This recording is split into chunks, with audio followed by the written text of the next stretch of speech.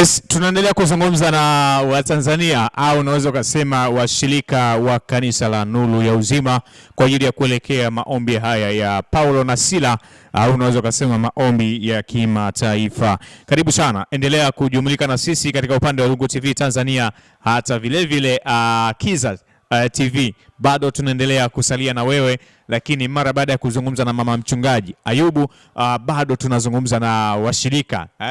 Tufahamu hapa mama mchungaji tena au ni mshirika wa kawaida, atakwenda kutujuza mengi. Karibu sana, endelea kujumlika na sisi. Bwana Yesu asifiwe. Amina. Habari uzima? Ni nzuri kabisa. Majina, tunaenda jina nani? Kwa jina ninaitwa Joyce. Joyce. Ndio. Joyce. Malizia. Naitwa Joyce au Mama Daudi. Joyce kule mbele kule majina mengine yalikuwa bado. Mimi namalizia Mwanisenga, si ndio? Okay, sawa. Twende moja kwa moja. Unaonaje ili kongamano la maombi ya Paulo na Sila? Kwa kweli kongamano hili naliona limekuwa ni la baraka sana. Tangu tumeanza maandalizi tumemwona Mungu na tumeuona mkono wa Mungu pia. Maana watu wanazidi kusogea katika viwanja hivi. Kwa kweli Mungu amekuwa ni mwema sana. Kwako wewe umeona kuna faida zipi ambazo utakwenda kupokea?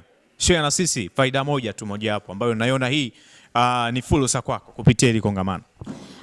Cha kwanza ninachokiona katika kongamano hili ni moja ya kufunguliwa maisha yangu.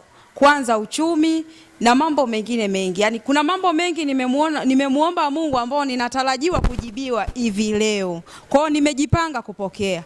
Umejipanga kupokea. Unawaambia nini ambao wale wanajiandaa sasa hivi wanakuja wako njiani na wanatusikiliza kupitia Rungu TV Tanzania na Kiza TV?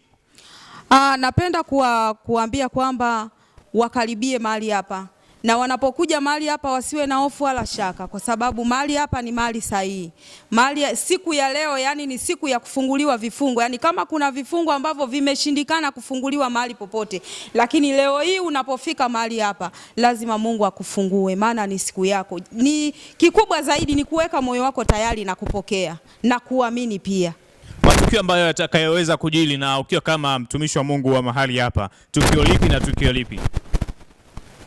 Cha kwanza tutaendelea na ibada ya kuabudu na sifa pia kidogo, na pia kutakuwa na maombezi. Na leo pia kila naye kuja hapa manake anakuwa tumefunga yani kwa ajili ya kupokea muujiza wetu.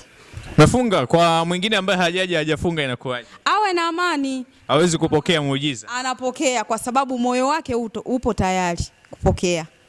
Asante, tukushukuru, tukutakie maandalizi mema.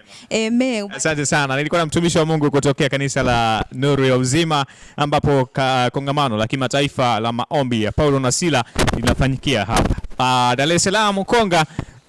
Dar es Salaam Ukonga. Leo moto tawaka. Wewe uko wapi? Unatokea wapi? Basi endelea kujumlika na sisi ili kwa ajili ya kukujuza kinachokuwa kinaendelea. Pengine uko nje ya Tanzania, lakini sisi tuko pamoja na wewe kukuonesha kinachokuwa kinaendelea. Mimi ni Simon na hii ni Rungu TV na Kiza TV. Bado tuko pamoja na wewe.